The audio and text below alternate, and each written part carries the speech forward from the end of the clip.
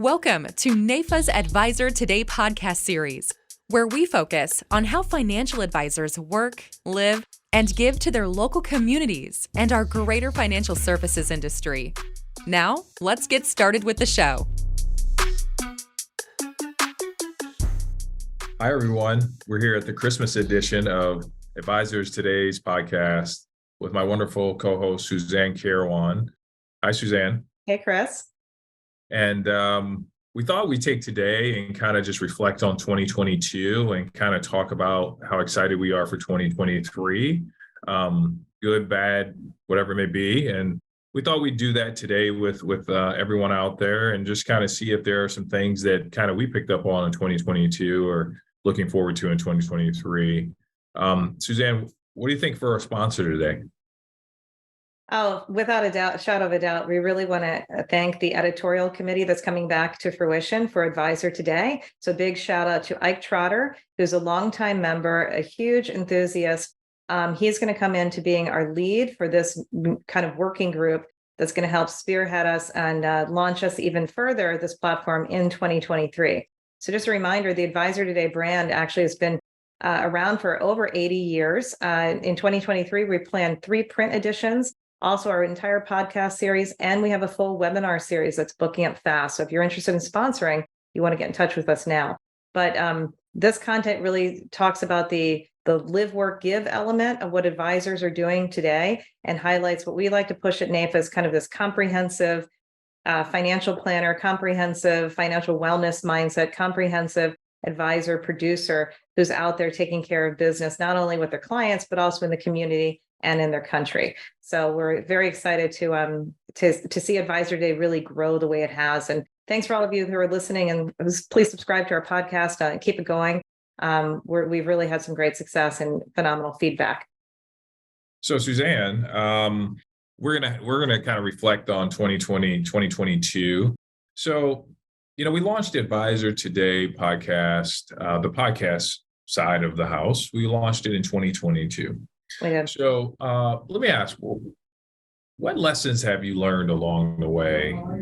And I'll share some of mine that you didn't know in podcasting kind of when you started, but now you're like, wow, this is, and I think this is very helpful for people, for advisors who are thinking about creating that podcast, right? They want to get out there, build their brand, build their name, and they're thinking about this. What are some of the things that you could say kind of have either tripped you up or you weren't expecting, or what are some of those things? Would you share some of those things? Yeah, I think for us, first and foremost, it's much easier in some ways than you think it is, right? So I think people get caught up on the technology and it's just going to be difficult to do, and I need all this elaborate setup. And actually, I think that's quite the easy part. The harder part is really getting into the post-production and distribution of the podcast to get that viewership or listenership, if you will. And so what we've done is we picked a great partner. So we work with a group called Rise 25, and Rise 25, so from a NAIFA viewpoint, and again, some podcasts, they struggle with the actual guests, getting guests on the show. With NAIFA, with 20,000 members and umpteen partners, that's never the struggle. It's really in having the time to craft it, be professional grade, and then do the distribution. And that's what Rise 25 really does for us. So getting a real partner that helped us to sit down, go through the planning series, right? Really come up with a structure that works for us. I think that's been a critical element of success. So it's one of the things I would say, if you're an advisor out there and you're thinking about, hey, maybe I should use a podcast, and I really think you should. It's a great medium to be able to get that message out. Look for a great partner who can really help you do some of the heavy lift, so you can do what you're good at, which is kind of the thought leadership part, the conversational part, right? And getting that message across. Perfect. So anything you would have done differently? And I'll share with you some of my thoughts. Yeah. Yeah. I think the fact of how we launched it, I'm very proud of us for sticking to our plan about when we said we're going to do this. We did launch it in the middle of the summer, right before a major event. The timing wasn't the best, but as you like to say, Chris, right? Are you committed or is it convenient? And we went with commitment. So right. we made sure that we committed and we did it. But yeah, it's been a it's been a fast build that we've done a lot of game time calls. So I will say that for me, I'm very busy being busy, right? And so it's very difficult to block out the time to be able to mentally focus on not only your guests, but the content of the podcast so that we are delivering good quality content. I'd say that's a challenge, not necessarily an obstacle, but it is definitely a challenge. I think number two is getting interesting people. I think not just people that people are interested in, but interesting people that have personalities and they're willing to give back and they can give a message, right? We all know a lot of people that just they can talk, but at the end of the day, there's no deliverable message that they can give.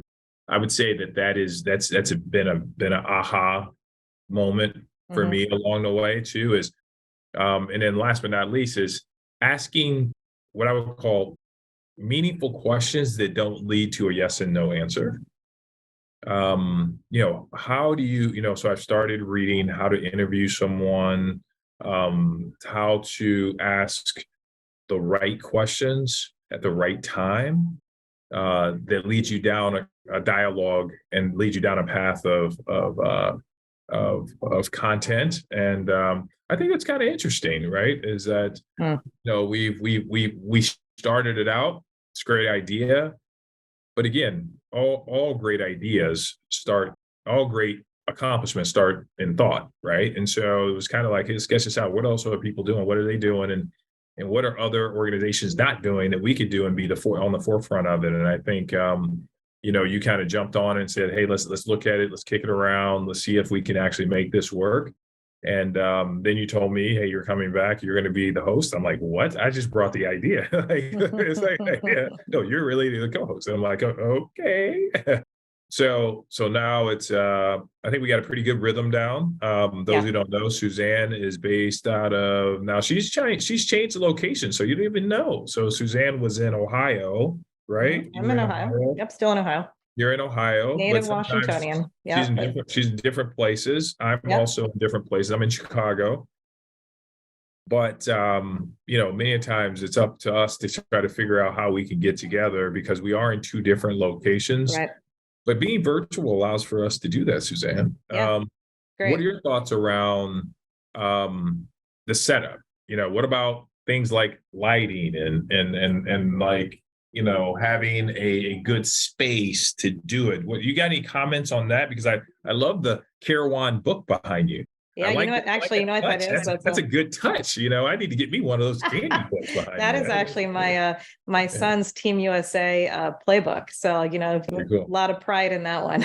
So he's able to represent the United States over the summer in box lacrosse. But what I was going to say on the setting, and it's something I was listening to a podcast. So, once you start doing podcasts, I think you start listening to a lot more podcasts. You're a lot more aware of what other people are doing and saying, and kind of the natural piece comes in there also about, reading more books and just being more intentional. But I was going to pick up on something you said earlier, because I thought it was a good take home, and two different pieces. I was listening to a podcast on a book that's basically Habits of Effective People, but talking about actually taking that, not just being effective, but taking it to a level of excellence. And two of the things they noted, which I think it kind of harkens back to something you said, Chris, is they were talking about when you're walking into a meeting that you need to really, before you of course you have to prepare. You have to prepare your notes and your objective and your overcoming challenges and the whole thing. But the real point was that you really need to prepare your energy. And I think that was something that I have learned during this podcast. To your point, we're both going back to back meetings, right? And half the time you launch into that next Zoom meeting and it takes you like 5 minutes to kind of change gears. I've gotten much better at taking that 5 minutes at least, right, before we get onto this, to kind of center myself and get my energy prepared, right? And our last guest on the show, Adam Sachs, he kind of was talking about one of his take homes as a key of being an advisor is that if you want other people to be enthusiastic, you have to be enthusiastic, right? Mm-hmm. So it's preparing that energy, getting in kind of that zone. So when we come onto the podcast, right, that we have that. And of course, anytime we get to work together, Chris, I think it naturally is, it ups my game, because we have such great rapport. You want to work with people you really enjoy and like, and you need that energy. But I think not to forget that when you're going to client meetings, when you're talking about yourself, if you don't have that enthusiasm and that spark, right, it's you as a leader set the tone. And I thought that was a very important point. And the second important point that I've also learned is I think it would be very difficult for us to do this podcast without video. And some podcasts are literally just audio. Audio. But I think for me, I'm almost to the point now, if I have to take a regular conference call, they say like 70% of communication is your body language, right? It's the unspoken piece of it. So it's really about, are we really studying body language? And I've done that a lot in my career, but I think it's something that advisors need to do more so, because there's a lot of take home on body language, and a lot of differences that come in with cultural difference on body language, right? With gender differences, the whole thing. And I think if we could be cognizant about that, we could all up our game in 2023 by doing that. And I think that's been a big piece. So I will I'll be a little more cosmetic. The things that I've realized is key things that you need to have available is lighting, key things like that. Now I have a little ring light that I can put on my computer. Plus I also have the really big one that they use in like studios or whatnot. I have that too. We have our own room that we've created that does not have walls, it has walls. Sorry, it doesn't have windows for the purpose of controlling the light and controlling the temperature of the room. We've got that, and then I always keep on my desk. I always keep this little guy here. Just reminds me to relax and calm down. And don't be that I did not know. That's the secret? I always keep that really handy. And then I always keep hydration handy. You just don't see it on the screen, right? But my thing I would tell you is that, I got a couple takeaways. The first takeaway is always be prepared for the unprepared. Yeah. Like I remember one time our internet went out. Yep. And I'm like, oh my God, what do we do? Right. And so boom, jumped on my phone, boom, here we go. Let's pick it back up. There's been a couple times too where I've muted myself and then I start talking. And the other thing is, if you have a partner, you have somebody you're working with, to be able to go off of their cues. So I think you saw me one time and I was like talking and you're like, hey, yeah, by the way, right. And you kind of jumped in there. And I said, don't be afraid to make mistakes. I think one of the marketing people I work with, shout out to McCafferty Communications and my team, Rebecca Chu and Ronnie Snow, that team of people on our marketing side, is one of the things they shared with me, which was really, really interesting, because next year we're going to launch our YouTube channel, just an FYI. But one of the things that I found out is that people find the humanistic element part of it when you actually aren't perfect. I think we try to be perfect. Like we want to ask the right questions and we want to ask the meaningful questions and we want to wrap it up tight and we want to begin. It's going to be awesome when we end. It's going to be awesome when we're going to read from this script and it's going to be fantastic. But what you guys don't realize behind the scenes is Suzanne and I have a template that we utilize, but my questions and her questions come from listening to the people and asking questions to them and asking them, is there anything specific that you would like to share? And then asking questions so then they can thrive in their content and grow in their content. I think those are the things I've learned along the way of really how to be, nimble enough to be comfortable making mistakes, because we came from a world in athletics that when you make a mistake, you get pulled out of the game and you may not play the rest of the game, right? But this is one of those things where if you make a mistake, it actually humanizes you in a it's way. It's authentic, right? It's authentic. You want it a little bit more raw, right? Where people can connect to you. So even today, we had, you and I had someone scheduled, and for one reason or another, they couldn't make it. They're really busy, blah, blah, blah, blah, blah. It's happened to me a couple of times. And you and I were talking about 2023, and I said, what did I say? I said, let's jump on and just hammer out. You and I have a lot to talk about. Yep. But I think people would enjoy the idea of how did we get here? And then what's for 2023 that people could be really super excited about, and just good, bad, and ugly mistakes we've made along the way, right? Yeah. And kind of our aspects of that. So, I want to touch on that one and just unpack that for a second, because I think if you're talking about mastery comes when you can do this. And, many people in communication, they're in a conversation, they're actually just waiting for the opening that they can ask the question that they want to ask, right? And it could be completely a non sequitur to whatever's happening in the flow.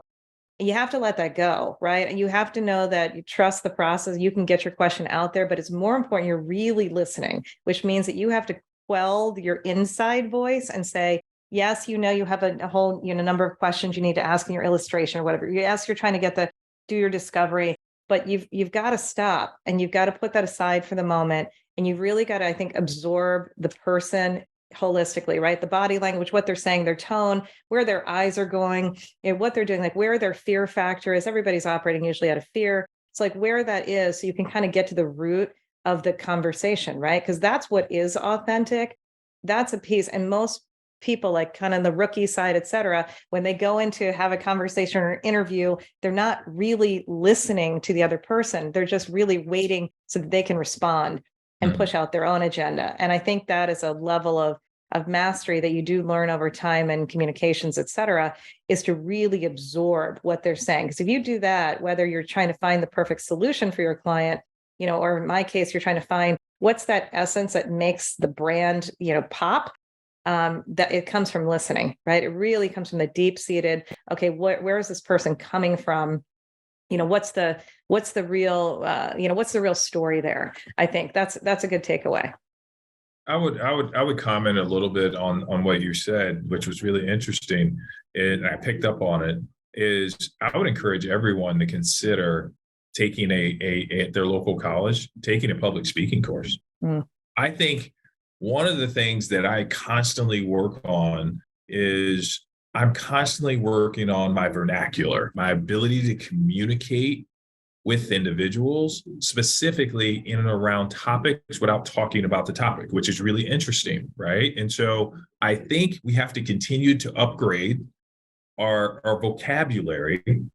Like you used the word quill, like where would I use that at? Ooh, let me scribble that down, right? But I think we have to continue to do that. We have to continue to work on our presentation skills, right? Our ability to do that. And we have to our ability to connect with others now that we're behind the screen. Because remember, we used to be able to sit and say, how are you doing? Good to see you. Give me a hug. Well, those type of things. Now we have to be able to do it with our words, our behaviors, and we have to be able to do it with conversation.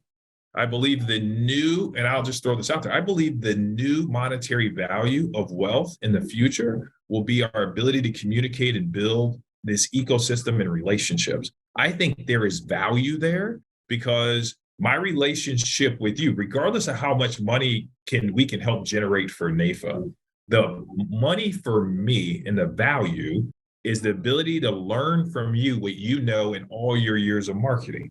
That's the experience. Right. And so for me, that's why this becomes meaningful to me, not only because we get a chance to give back, we get a chance to highlight great people and we get a chance to, but in each one of those interviews, we get a chance to grow, learn, and develop ourselves. But we also get a chance to sharpen our skills. And so one of my goals for 2023 is continue to improve my vocabulary and my ability to be able to have meaningful conversations by using words that necessarily aren't necessarily the words that you and I use, the good, great, bye. I mean, I've heard some fantastic speakers speak, and some of the words you say, what does that mean? Mm-hmm. Then you go and you look it up, you're like, that's really what I should say versus some of the words that I may use today. So I think I look back, I say that's something that I want to continue to develop. What about, so it's 2023, let's fast forward. So 2023, what's on the horizon for Advisor Today, the podcast, the magazine? What's happening on that side? I mean, we're super excited though. So I'm thinking about what kind of a word I should use here, pull from the vernacular, right? I think it's going to be a scintillating year. 2023 really is all about making sure that we are doing membership grassroots and NAIFA Pack the best we can possibly do. And then overlaying that with real thought leadership in the areas that we've already kind of chosen. So that would be, so for example, 2023, May 22nd, mark that date. We will have our 8th annual DEI symposium. That's going to be full of just rock star speakers talking about the changes in the dynamics in the marketplace and how you can utilize that, right, to basically do good and also to provide more service out there to the American population. It's also right behind it is congressional conference. We're looking to have as many people from our entire population show up for that and go to Capitol Hill so we can reflect Main Street. And then within the centers, you're looking at our Business Performance Center, our Talent Development Center, our Employee Executive Benefits Center, our Limited and Extended Care Planning Center, and our Advanced Practice Center. They are all going to hold webinars and in-person meetings, et cetera, throughout the year. I'd also want to point out that 2023 will have the return of what we call meetings on Main Street, which Chris, you can talk in a second about. But that's going to be May. We're looking to go to, I'll even back it up, March. We're going to tie on to the ILTCI conference in Denver. May, we're looking at Indianapolis right before the big race there. We're looking at September in the greater Washington, D.C. area. And then maybe we'll have another one that's going to pop up as well during the back half of in Jacksonville. Jacksonville is going to be in October, Jacksonville, Florida. So we're pretty pumped about that. Chris, why don't you tell us about your experience with meetings on Main Street?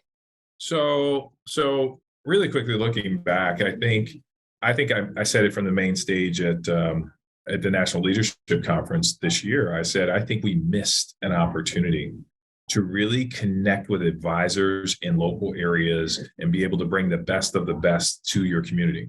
Every chapter out there, chapter president, or anybody sitting on a board out there should be vowing to say, hey, bring that here. We want to bring that here because you're bringing let's call it an equivalent to an MDRT type of platform to a local area that may not actually get that type of platform on a regular basis. You're bringing top performers. You're bringing top communication and resources. You're bringing some of the thought leaders in the industry to a local area. I mean, I think that our ability to be able to do those locally and for everyone to engage and for everyone to really gain some momentum, because it's an idea. The idea is very simple. You go into a community, you plant seeds, and then you uplift and grow those seeds. Right. And you do that by not just what your local talent is, but by utilizing your entire bench. I go back to sports, right? So why was the dream team so good? It wasn't because the first 5 were just better than other players. The dream team was so good because when you brought the people off the bench, they were just as good as the top 5, as the starters. And then you brought the next 5 off and they were as good as the second 5. So utilizing your bench strength for the ability to be able to deliver content, because that's what non-NAIFA members and other members in the community are seeking. They're seeking a home, a place they can go get content, a place they can get camaraderie, right? And a place where they can feel like, you know what, I can get better in my craft. That is the 3 things specifically that advisors are looking for. And if we can deliver that through this medium collectively, I think we hit a home run. I don't want NAIFA members to miss out. It was a great experience. I think we seeded it. I think it was a good experience, right? It's good, but I think it can only get better in 2023. I think it'll only get better. So super excited to be a part of that. I do want to touch on the DEI thing because I think it's so important. As everyone knows, I was fortunate enough to kind of take home the DEI trophy this year. But it's not really mine. It's really ours. And I just want to say thanks, everyone. But, I think diversity, equity, inclusion, and acceptance and awareness, I believe that those kind of go collect. I think those words kind of go together and they're in a mush of different things. I think we have to get to a point where our platform integrates into our DNA.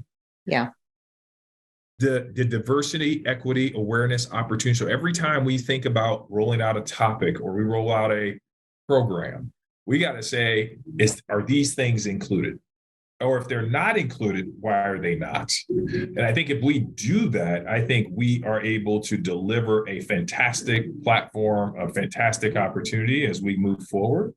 And I think that's the hardest thing about DEI, is because it's not always at the very top of the list.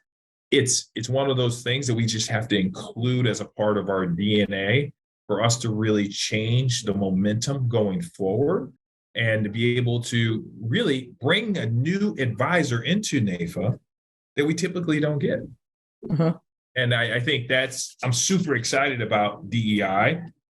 I'm super excited about the PAC, and I'm super excited about the PAC because I will be the That's chair and part of the PAC committee. So I'm super excited. So all of you out there who did not give to the PAC, thank you for not giving to the PAC, because now you can give to the PAC and say, Chris Gandy sent me a message, and I'm going to give to the PAC because of Chris Gandy. I'm going to start that campaign in 2023 that, hey, I gave because of Gandy. Hey, we gave, and I'm going to give you a piece of candy. So it's going to be Gandy candy. When I see you, I'm going to be giving out candy. I love it. To the NAIFA PAC. So I got my whole thing going. I'm super excited about our ability to build our monetary resources to help tell our message on in DC, who has helped tell our message and help us create opportunities to influence legislation, our ability to be able to be a part of the change that's necessary to close the gap. I go back to the DI, to close the wealth gap that exists in America so that everybody gets a chance to protect their family and participate in this idea of the American dream of building wealth for themselves. And you bring up a phenomenal point that we would be remiss if we didn't say, especially on this edition, thank you to our sponsors. Thank you to our corporate sponsors. We could not do it without Guardian and New York Life and MassMutual and Principal and One America and Fairway Mortgage. Thank you, thank you, thank you. Thank you for all the groups who now invest in NAIFA and all the sponsors we have through our centers. It's really been a great ride. And what we hear consistently is wow, NAIFA's really making huge strides now. We have our new structure in place. We got awesome leadership in place, right? We have amazing programs in place. 2023 should just be a lot of fun, right? We're getting to the fun part. So I think that's great. We're happy to, we're going into our 133rd year. It'll be in 2023. So we've got a lot to keep going, and we've got many more members that we need to bring into the community. And we also need to really make sure we're reaching out and getting more people into the profession. And so before I forget on that one, also come February is I Love NAIFA month. So get going already on what you love about NAIFA, because also we're going to run our Future Leaders program and we're expanding into the universities and colleges, letting them know about NAIFA, letting them know really we're doing one-on-one communication on what it is to be a financial advisor or broker or a wholesaler, what are all the different components and how you can get involved in that. And we're super excited about that. I don't want to be remiss and not say that, because we got to expand the profession.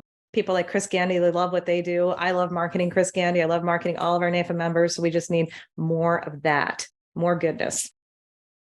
And so I call on everyone out there to nominate somebody that's in their local area to start to participate at the national level. I mean, NAIFA is about volunteerism and spending your time and spending your energy to help promote the field and to help uplift others. That's what the industry is about. That is what our camaraderie is about, our brotherhood and sisterhood, or the community in which we're developing. And I think it just gets bigger and better from here. And into our tradition, we have our wonderful lightning round. So Suzanne, I'm gonna throw some things out there and we'll have a little bit of fun, and I'll close it, and that'll be our close of the year. How's that? All right. Sounds good. All right. So Suzanne, let's start out with this. Your favorite meal you're going to eat at Christmas time? I'm going to go with, we like a very Southern traditional kind of thing of ham and mashed potatoes and green peas and some sort of crumble pie. Okay. Are you also the person that, my mother told me, she said at New Year's, you have to have something green, something borrowed or something. And so Those are those real? Like, I Black don't know eyed how peas. You those got are to have the always, black eyed peas. Yeah. yeah, black Yeah. eyed peas for Black eyed peas, a little health fat back in and there. green. Yeah. Hey, what is this? Right. Got to So, have some so collards. those Yeah. things still exist for me. It's going to be, I'm going to make mac and cheese, which is my mac and cheese form. We should Wow. share recipes because my mac and cheese is known to actually be the first thing that leaves. And then I just learned how to make baked ziti, Oh, and it flew off the shelf. okay. So So if this whole financial advising thing doesn't work out, you got your I plan B. actually learned from our compliance officer, used to be a culinary chef. Oh, And so for 11 years while I was at Mass, I used to always go into his office and I was like, what kind of recipe are you working on? Because he'd always be crafting something. right. And he's like, oh, I just cooked this the other day. It was really good. Oh, I just cooked this the other day. It was really good. And he'd have this, like, he's like, here, try this. So I got into the habit of creating food, right? And Yeah. being creative with that. So, which is kind of interesting because I found a love for it, and it's quiet. You can kind of create. Oh, totally. I'm trying to refine my love for it. I've just been busy, so busy this year. That actually it's on my list for the end of the year to take some time and actually get back and find my love of cooking. And one of the things on my list is to perfect a recipe called water zooey. My husband and I had on our honeymoon, and it's a Belgian kind of specialty, and that's on the list. So I'm right there with you. Okay. So Suzanne, all you want for Christmas. So if you have one thing for Christmas this year, what would it be? I think I'm getting it. My son's coming home from college. I'm gonna have my younger son is going to be here. We've got plans to go to a hockey game, and we're going to go see a National Lacrosse League game, which is box lacrosse, and go up to Buffalo and see that. And I'm pretty excited about that. Got it. And then last but not least, Suzanne, the one thing that you're looking forward to in 2023 that has you super inspired in as we close out the year. Yeah, this is actually interesting. I have put myself from my committed to convenient list. I've long been wanting to work on my own book, and I'm going to start work on that book. And since I've said it now, Chris, I've leveraged it in there. I'm uniquely interested in maybe everybody's heard that, I'm the mom of lacrosse players and major athletes. But I'm really fascinated about the moms behind the athletes. So I'm going to do a book focused in on moms and athletic performance and kind of the inspiration there for people like Chris Gandy. I think it's really interesting. We get so much emphasis on the athletes. I'm really interested in the mom aspect of where they come from. Yeah, their support system, right? I can speak as an athlete that their support system is where they get their courage. It's not from their skills. It's not from, it's where they get their courage, and it's where they get their inspiration. Our coach used to say, the name on the front of your jersey is where you're at. The name on the back of the jersey is what you represent. And that's usually your name. And it's just maybe that's how we should think of NAIFA. Yeah, I love that. It's what sports is taught. I still have a bunch of sports, ways we can use sports and sayings that we've got in sports. But I think there's just such eerie parallels that exist. I think the one thing, if you ask me for Christmas, that I would want this year is which is interesting because you can't buy it. It's really peace of mind, knowing that we did better than we did in 2021. I think that we have set the groundwork in the stage that if you and I were gone in January of 2023, they could take this platform and run with it and continue to build it. And I think that is part of why this is so meaningful to me. Not only because I get to hang out with you every day, every once a couple times a week, but I think all of this it moves us from how to be a successful organization to being a significant organization. And I think significance is about the impact we have on others and how we make them successful. Success is about us. I think some of the organizations that we compete with and some of the organizations that are out here is about how do we become successful as an organization. No. I think even from an advisor perspective, I think we move from our success, because that is 100% about us, to significance, which is how many others have we impacted so that they can they can be as successful as us or even more successful 100%. than us. I think that is where we have to go. So the word I'm going to use is how do we become more significant and more impactful in 2023. And I'm super excited about that. Do you have anything else before I close this out? It's been a wonderful year with you. I love that. Let's make that's keyword for 2023 is significance. Let's significance. What a wonderful word. So thank you, Suzanne, for co-hosting the Advisor Today podcast. You know, we couldn't do it without you, with all your, your setup and your wonderful knowledge around the industry, and your wonderful knowledge, just simply the history of just marketing, period, right? So that's super important, and making sure we get it on a platform. So those of you out here that have an opportunity to listen to me, I just want to thank you all for listening to the Advisor Today podcast, the Christmas Journal, the look back at 2022 and preparing for 2023. We got so much to be excited about. We look forward to seeing everyone as we come together in 2023. And just a reminder that this platform that we're all on is an ecosystem. Our ability to be able to help promote, build, grow each other allows for us to be accountable and helps us become better. And again, we can't do it without volunteers. So in 2023, make a point to volunteer some time, energy, effort. Just be on a committee, be involved. You can't play. My sports told me we can't play from the sideline. You got to go in the game. And you're going to make mistakes. We understand that, but raise your hand, go in the game, and we want to participate. And I just want to remind everybody, and I'll leave you with this, is that your goals are calling for 2023. I often say that I'm in the relentless pursuit of achieving my most accomplished things in life. And I encourage you to do the same for 2023. Thank you all for tuning in to Advisor Today's podcast with the wonderful Suzanne Carawan and Chris Gandy. Thank you. Have a great day and happy holidays. Thank you. Take care. Thanks for joining us for NAIFA's Advisor Today podcast series. Make sure to subscribe to get future episodes. And if you're interested in coming on the show, let us know.